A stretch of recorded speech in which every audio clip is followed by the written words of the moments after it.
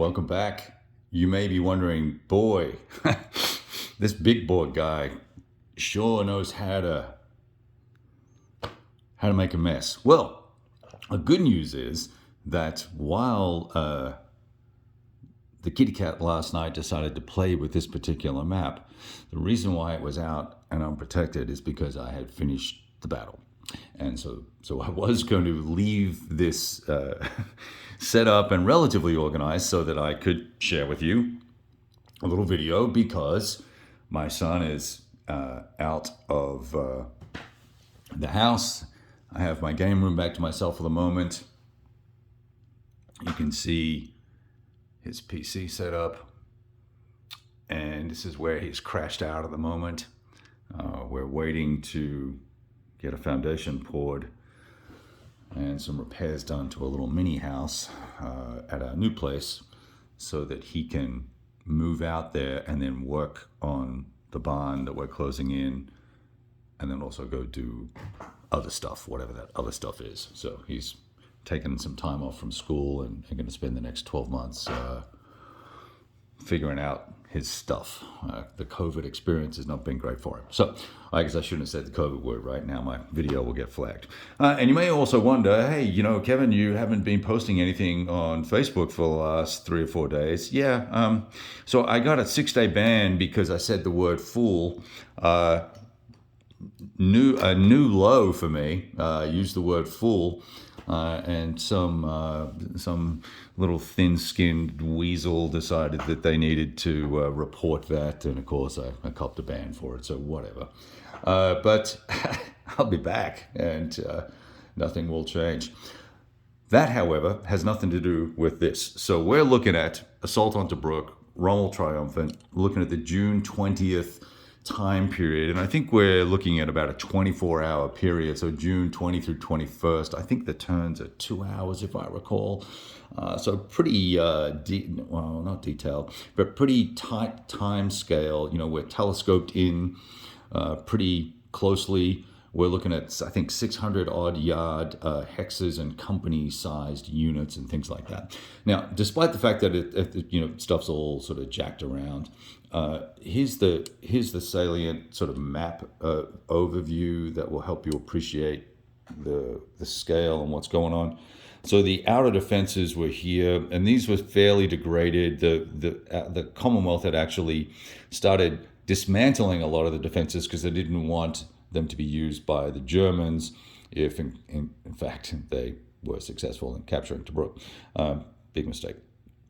King's Cross is here, and this is I have 1 or 2 pet peeves with this game.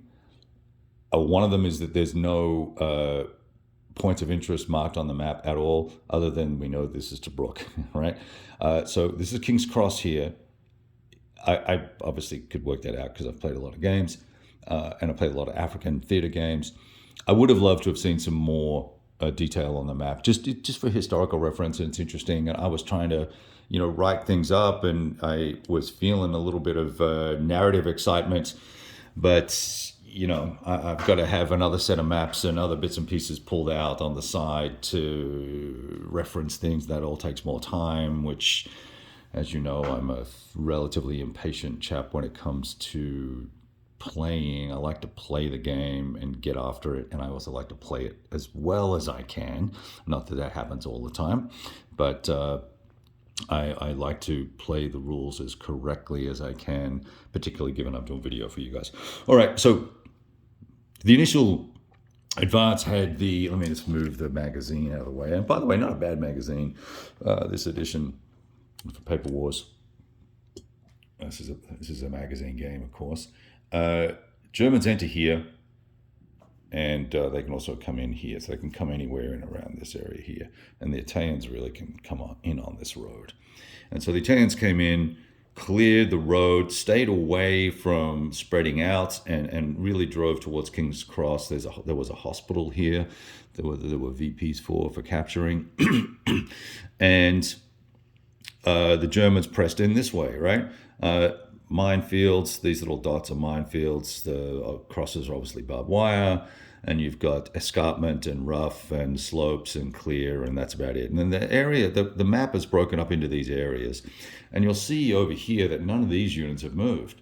Well, they can't move because of command control issues and inexperience from the general. There's a rule that says, none of these guys can move unless an enemy comes within 4 hexes of it. So we took full advantage of that rule and kept our axis of advance very narrow, and really tried to restrict as much as possible the freeing up of the allies to be able to move and do what they want. Now, there's other little rules around what can be activated as well, like if something's bombarded, right? So if you bombard a unit that's further away and it's within 4 hexes of something, then those guys get released as well. So there's nuance to it, but suffice to say, stay 4 hexes away, nothing's going to move.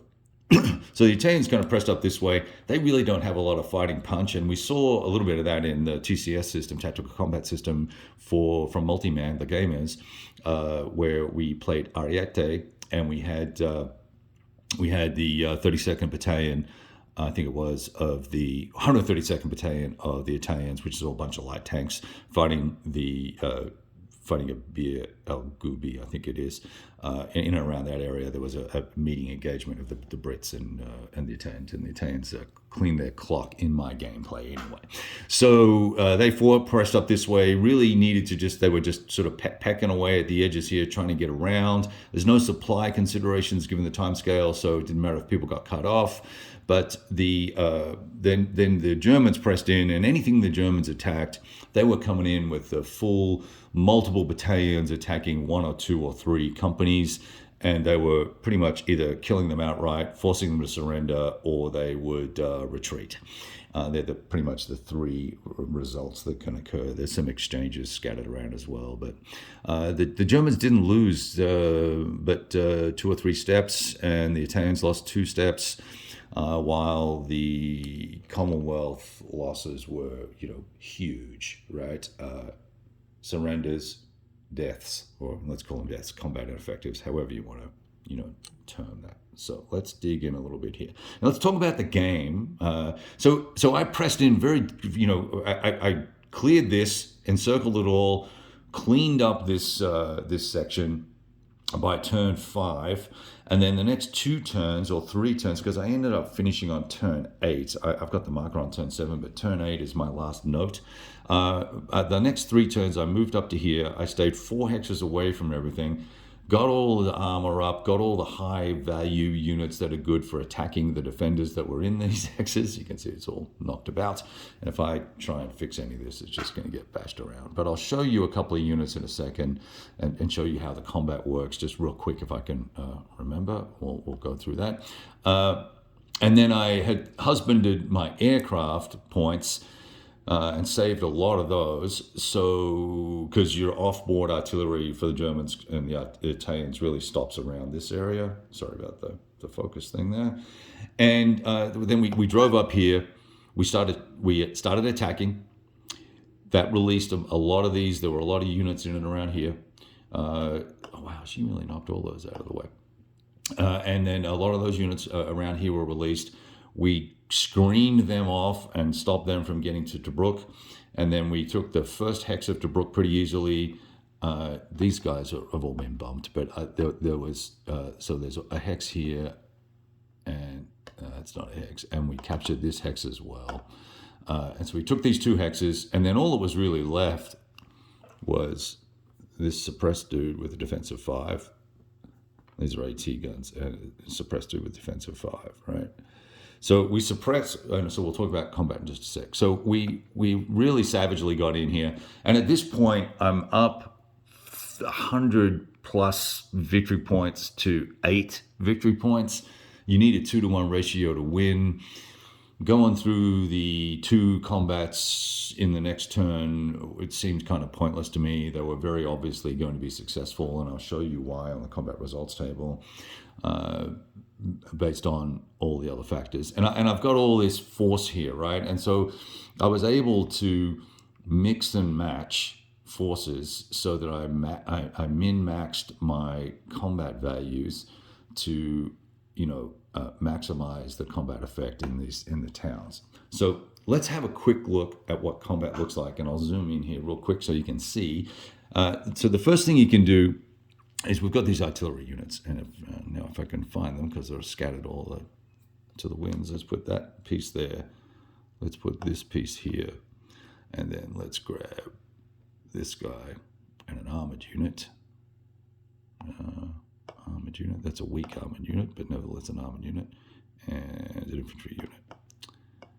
And let's look at how this might work, right? I'm going to zoom in for you, so bear with me here.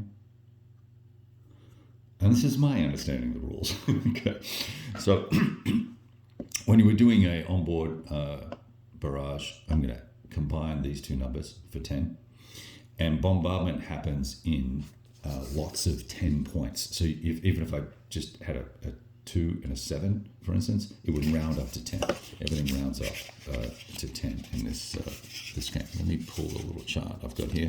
And so I would roll the dice, and I would look at the barrage modifiers. This is the barrage modifier table, and it would say, oh, -1 on the die. It's D6 combat results table. And then I would flip over to the barrage results here. I would see, 10 factors. If I was attacking with 10, I need to roll a 1 to be successful, and if there was any mitigating terrain, I would go up or down. Well, of course, I combine 2 or 3 of these, and you do a 30-point shot. You've got a much better chance. You've got 1 in 3 of getting a suppression, which is going to flip them over and halve their defense, halve their attack, and they can't move and they can't attack. So it doesn't halve their attack, it removes it. And if I get a -1 or a 0, I'm going to eliminate the unit entirely from an artillery barrage. And then there's a handful of results that are no effect. So first things first, I now started to use a lot of that air that I had. So I put, there was a stack of these that I was attacking. So I put 60 points or 70 points. And just smash these guys. You roll for each individual unit in the stack, and then so they're flipped over. So now they're halved. So two and a half becomes a 3, and now I would attack. In the combat phase, I could attack, and I believe I can also use this unit to fight with as well in that turn. But let's just say, for example, I couldn't. So I'm going to pull that one aside. So I've got a defensive 3 here, and if I was in rough terrain for combat on the combat modifiers, that's going to subtract 2 from the die roll, which on the combat results table, low die rolls are bad, and high die rolls are good. And on the bombard table, unfortunately, it's the other way around, which is kind of goofy. But nevertheless, depending on the terrain, it'd be a -2 if it was infantry, and a +1 if it was tanks. And then there's actually modifiers to the strength. So if you can see here, if I was in the city, I'm going to add +2 to the infantry strength. So if that was 2.5, became 3, that'd be a 5. He would be back to a 5. Now I would, because there's his defense value, and he's an infantry unit basically, or a non-mechanized unit. We have to use our infantry combat values to attack this guy. So we would bring a stack of 4 units. You can stack units 4 high. Oh, sorry. And when I say infantry combat values, I'm pointing to the 4, not the 1. So it'd be 8, 10, 11, 12, 13. It'd be 13 to 5 was going to be our result. It'd be a 2-to-1 attack. Not particularly good. We brought more than that to most combats, right? Most of the combats I resolved ended up on the 6-to-1 table. And when you look at the combat results, rolling a 0 is the defender retreat. That's pretty much the weakest result I can get. A -1 or a -2 is going to get you an exchange on 6-to-1. And then 3 or higher, defender eliminated. 6 or higher, defender surrenders. They're captured, right? So it's a very bloody table, and it's definitive. There are no steps here. You're dead, right? You're out of the action. And so these attacks were going in these guys would stay suppressed until the beginning of the next bombard phase for these guys. So their whole turn, next turn, they're out of action. They can't move, so they take up space. That's one of the things that's pretty tricky here, is they'll take up space in the hex.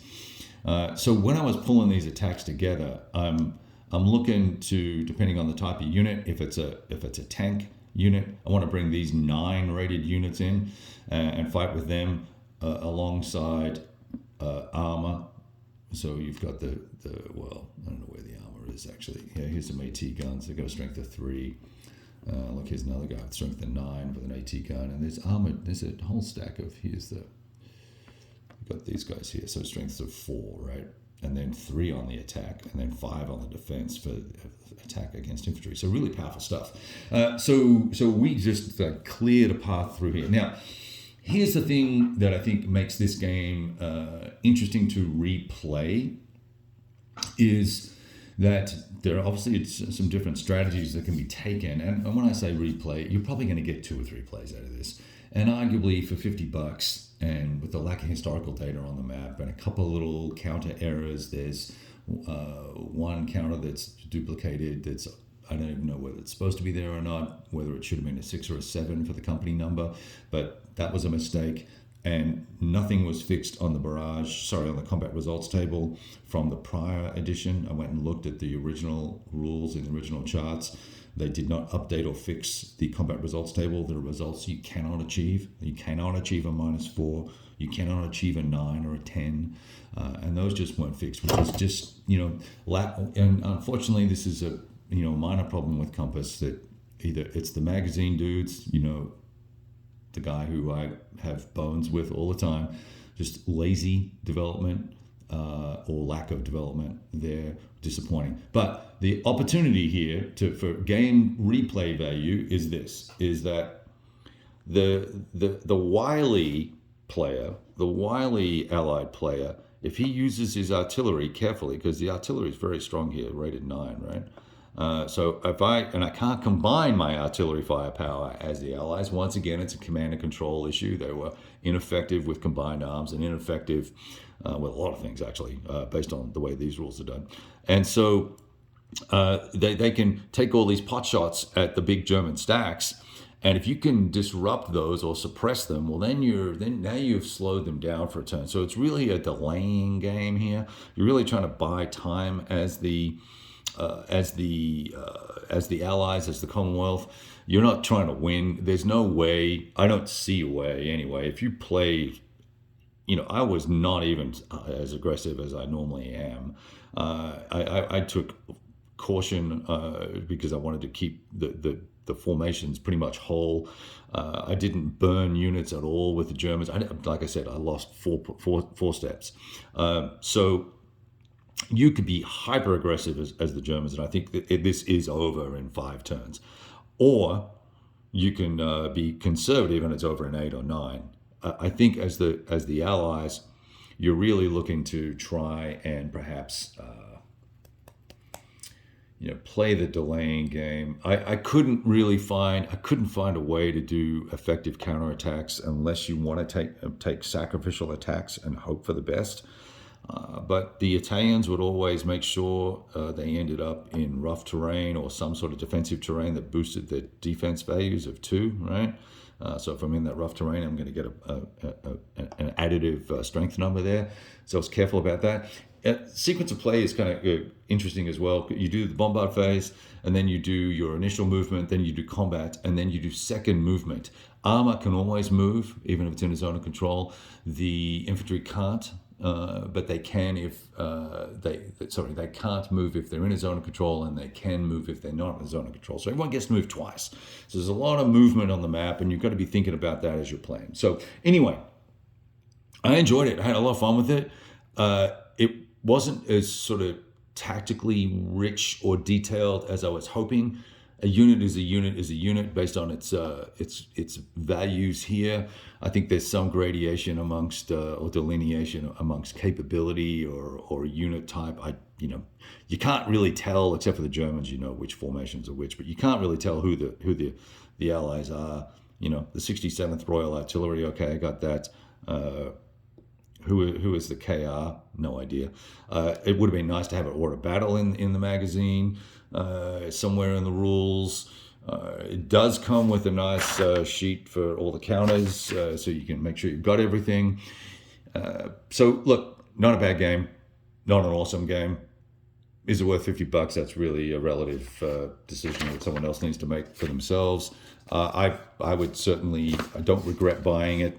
And I would heartily endorse it if you are interested in this particular battle and you want to get a feel for the flavor of the battle, but you are not probably going to pull out the nuance that if you're reading Barry Pitt's North African history, you're probably not going to get the nuance out of that type of thing, I don't think, with this game. But, pretty good. All right, that's it. Ciao.